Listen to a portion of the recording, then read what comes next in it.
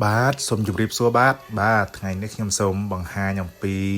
គម្រោងនៃការធ្វើចំការពូតយបាទគឺនៅខាងឆ្វេងដៃនេះគឺខ្ញុំបានជីកប្រឡាយដើម្បីដាក់ចិញ្ចឹមត្រីបាទព័ទ្ធជុំវិញស្រែបាទអញ្ចឹងស្រែខ្ញុំធ្វើខាងកន្លែងដីទាបទៅហើយក៏មានប្រឡាយព័ទ្ធជុំវិញហើយនៅលើផ្លូវនេះខ្ញុំលើកជាទំនប់អញ្ចឹងទៅដើម្បីដាំ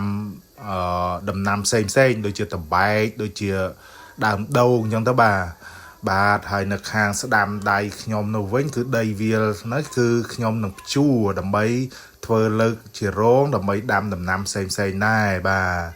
ហើយនេះគឺដើមព្រីងបាទដើមព្រីងនេះនៅយូរដែរហើយបាទគឺប្រភេទព្រីងបាយទេបាទតែរសជាតិផ្អែមឆ្ងាញ់បាទតែក្របវាធំបន្តិចបាទហើយនៅតាមលបងនេះគឺខ្ញុំបាន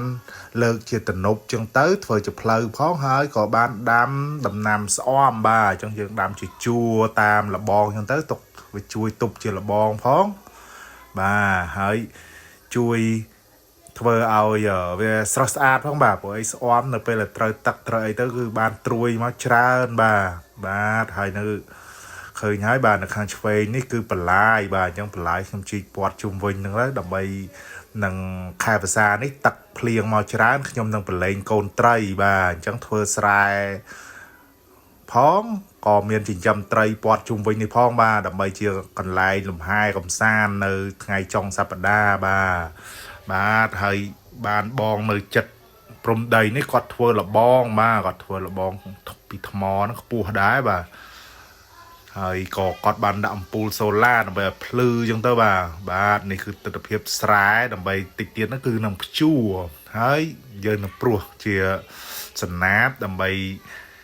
ពេលខែភ្លៀងមកវាមានទឹកច្រើនទៅឲ្យត្រីហែលចូលលេងបាទហើយផ្លូវទំនប់ទៀននេះគឺខ្ញុំលើកជាជួររហូតដល់ផ្លូវចេញចឹងទៅបាទតែពេលនេះគឺនៅតាមដីនេះរសារដីវាថ្មីចឹងខ្ញុំបានដាំតសក់ដាំឪឡឹកបាទហើយក៏មានលហុងមានននោងចឹងទៅបាទដាំមកជួរចឹងទៅបាទហើយដើមខ្ពស់មួយនេះគឺដើមត្រយឹងបាទចាប់ដើមចេញផ្កាហើយដើមត្រយឹងបាទរសជាតិវាឆ្ងាញ់ណាស់បាទពេលទុំបាទហើយនៅកន្លែងឡាននៅមុខនោះគឺដើមធ្លកបាទដើមធ្លកនេះផ្លែច្រើនណាស់ឆ្នាំនេះបាទរសជាតិវាក៏ឆ្ងាញ់បាទហើយនេះគឺដើមក្រសាំងបាទបាន3-4ដើមដែរបាទកូនក្រសាំងអញ្ចឹងពេលដែលខ្ញុំភ្ជួររាស់ដីនេះស្អាតនេះគឺខ្ញុំអត់ឲ្យប៉ះដើមក្រសាំងនេះទេបាទហើយគាត់នោះស្រះទឹកបាទស្រះនេះគឺវាមានចេញទឹកមកពីក្រោមតែម្ដងបាទខ្ញុំនឹងកម្រងដាក់ចិញ្ចឹមត្រីដែរបាទអរគុណបាទ